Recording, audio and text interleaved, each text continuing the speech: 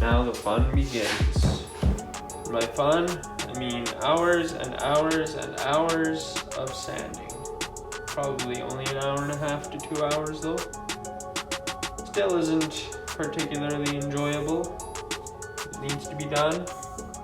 So I got my sander hooked up to the vacuum, which is awesome because I hate wood dust, particularly Wenge dust. It's quite toxic.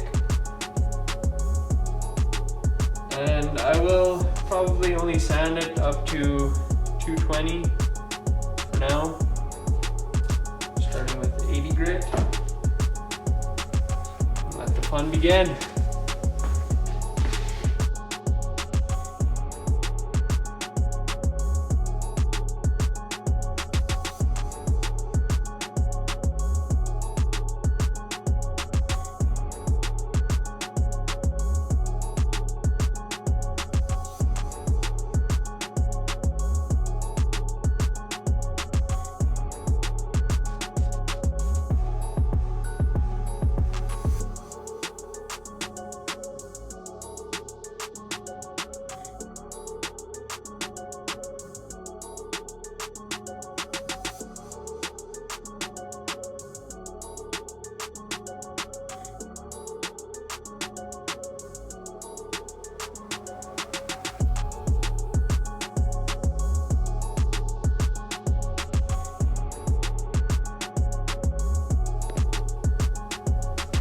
So this is my first ever attempt at a set neck.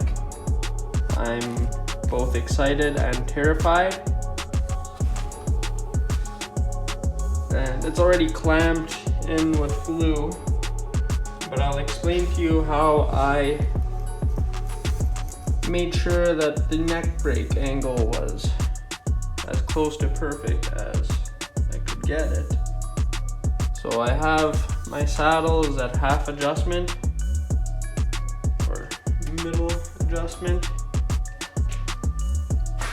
and then I just took this piece of string, I held it on to the middle of my saddle and then stretched it over to whereabouts my nut would be, about the same height. And the string is really close to the same height over all the frets, and that's exactly what I want. I can make it perfect later on by just adjusting the saddles, but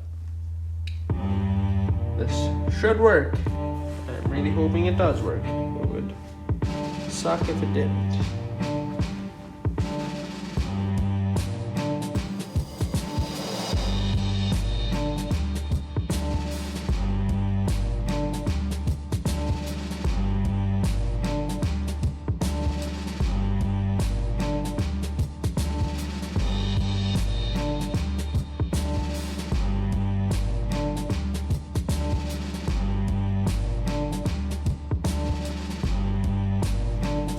Alright then, I am ready to start with the finish, and for this guitar I'm using Osmo Poly-X oil. I have a couple sample packs here that I'd like to use up before I open this can. This is the first guitar I've used this oil on. I used it for the fretboard and I really liked it.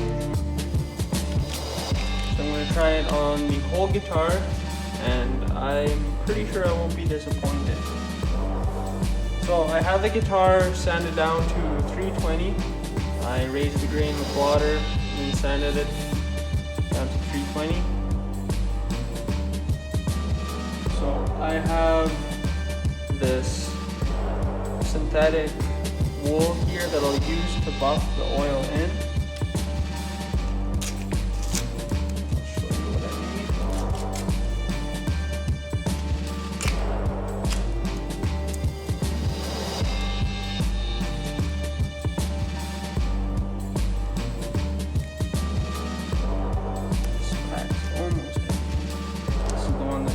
Fretboard. A couple things to remember when you're using a product such as this is a little bit goes a very long way. dispose of the rags properly. So what you want to do is just slowly rub it in. This also works with a rag, but I have found that this works better.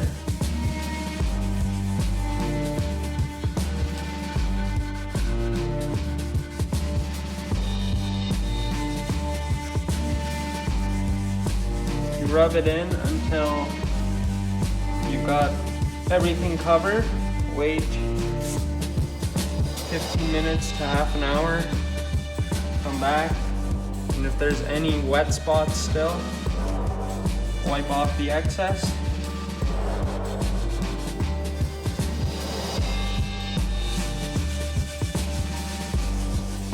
Look at that. That looks really nice.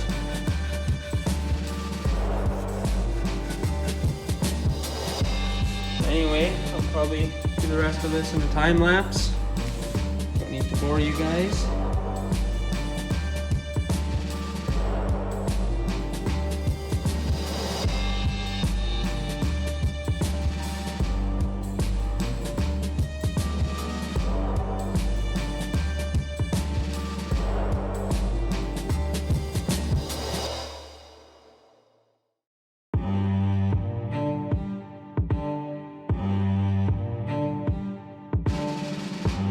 Alright, so that's the first coat on the back and the neck. So now I'm going to wait 15 to 30 minutes, come back, see if there's any wet or really shiny spots. And if there is, I'll probably just come back with this. This is a finer synthetic wool, and buff it in more. I would suggest using gloves. I don't know what I was thinking. This is very, very sticky oil, but it looks incredible.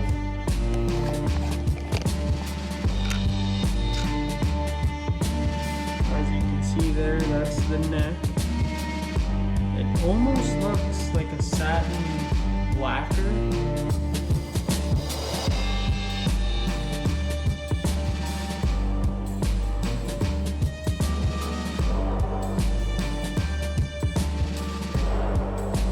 Yeah, it looks really nice.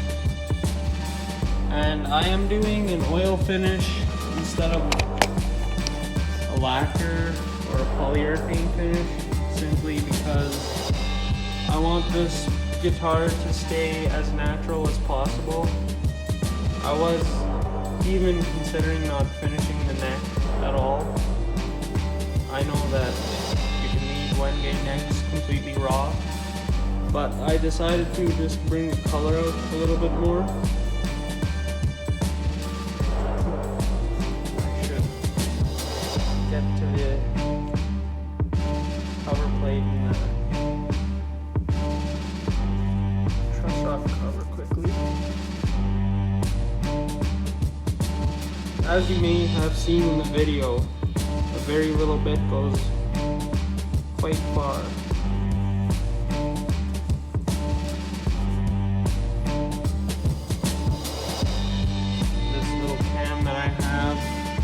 I think I'd be able to get 4 to 5 guitars at least completely finished with this. That's like, it was like 32 Canadian dollars for that.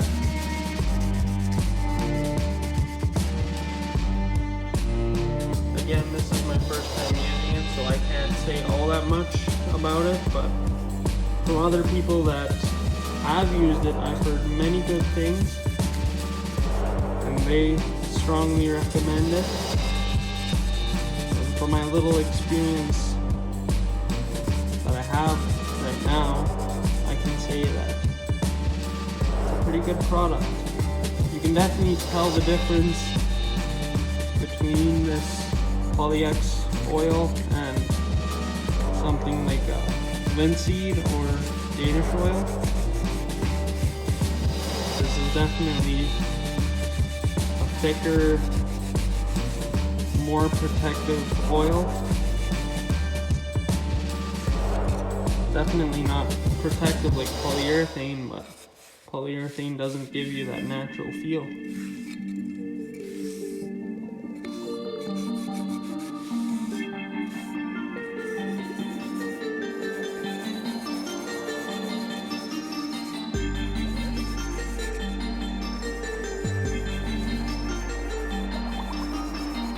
Takes a little bit of work to buff this in perfectly, but nothing compared to trying to do a perfect high gloss lacquer finish.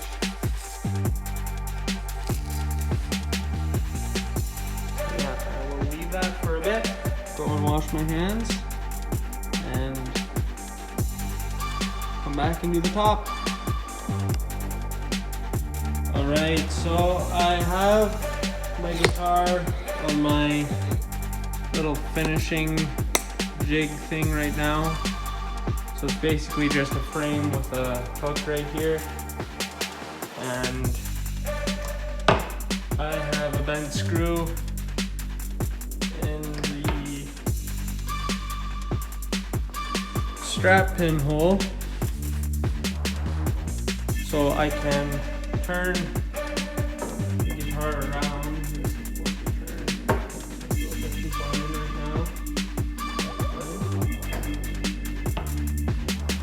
But this way I don't have to wait so long to switch to the other side. I can do both at once if I want to. So I'm still waiting for the back to dry a little bit further before I start taking off the excess, but I can do the top right away. This time I have gloves. As you have probably noticed, I don't have the fretboard taped off. I really don't need it to be taped off. If oil gets onto there, that's perfectly fine. I'll probably put a bit of oil on there. Yet anyway, let's see how this looks. Most likely need a little bit more oil to do the top, simply because it's Wenge. It's a very porous wood.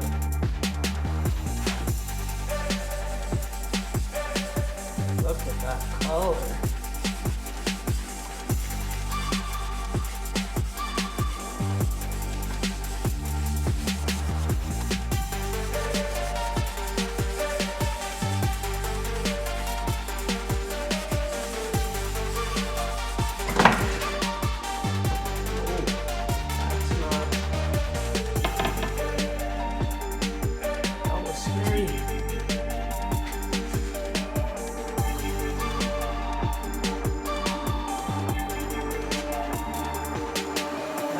Never happened before, and hopefully it never happens again. That would have really sucked if I would have dropped my guitar on the ground.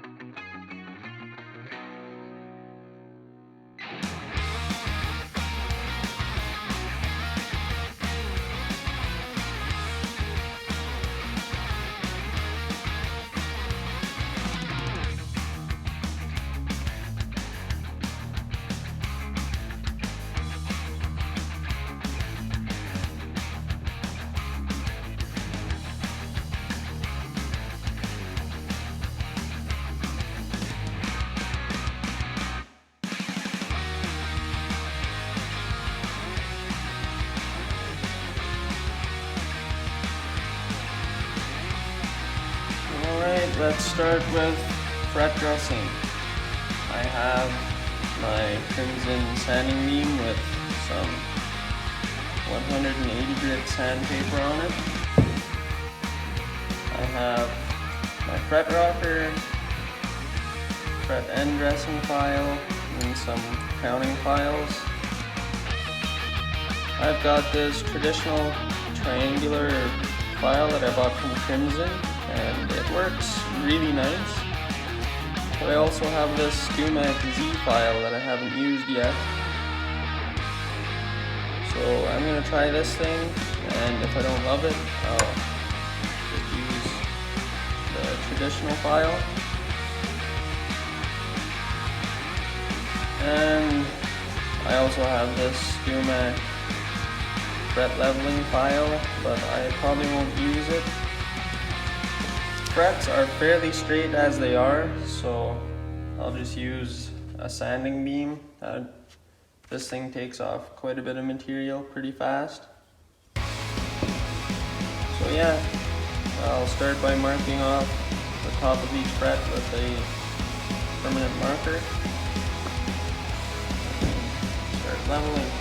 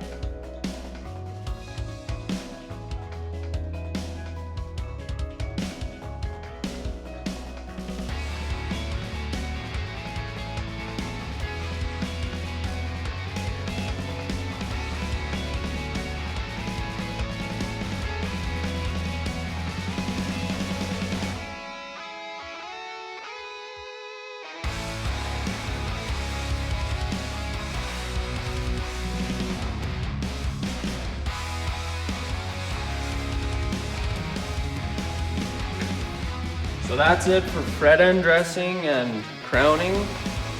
So I used the StewMac Z file to do the majority of the work. You just saw that I came back and touched up some of the frets with the triangular file, and I can say that it works really well. It's quite a bit better than the other files like it that are round instead of this V shape. So I would definitely suggest it if you're the kind of person that doesn't like using these. I still really enjoy using this. I'd almost prefer this over the Z file. But they both work great, they both do the job. They both take a fair amount of concentration and patience, but that's just how fretwork is. One thing that I forgot to mention before I leveled the frets was I did make sure that the fretboard was flat before I started leveling, just in case you were wondering. No, I'm not going to forget that. That would be very bad. So now all that's left is polishing.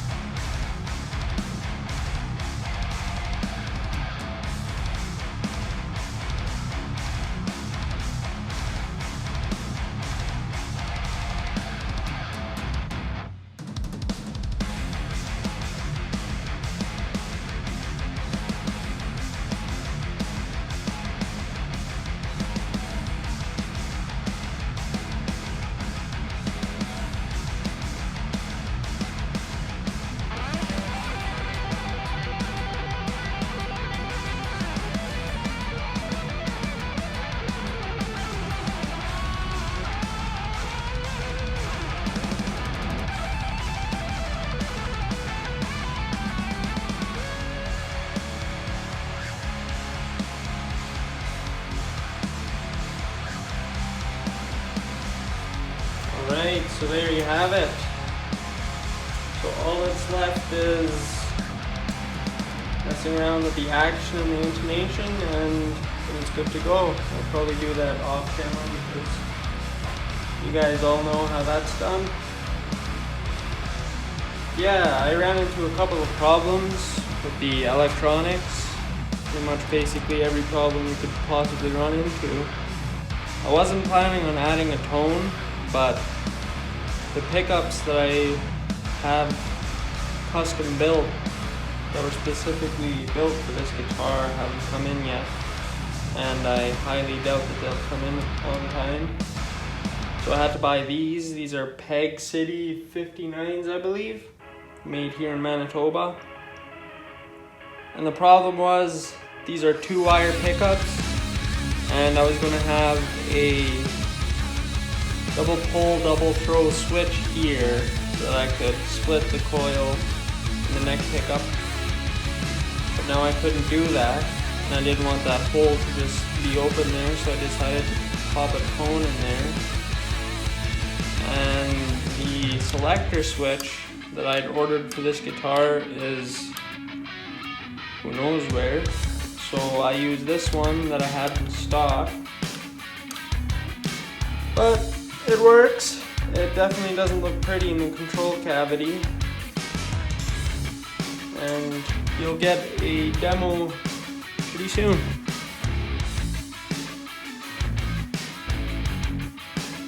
So that's the build. What I got done on camera is I put on the volume of the tone knob, the scratch in, and adjusted the action and intonation. So all in all,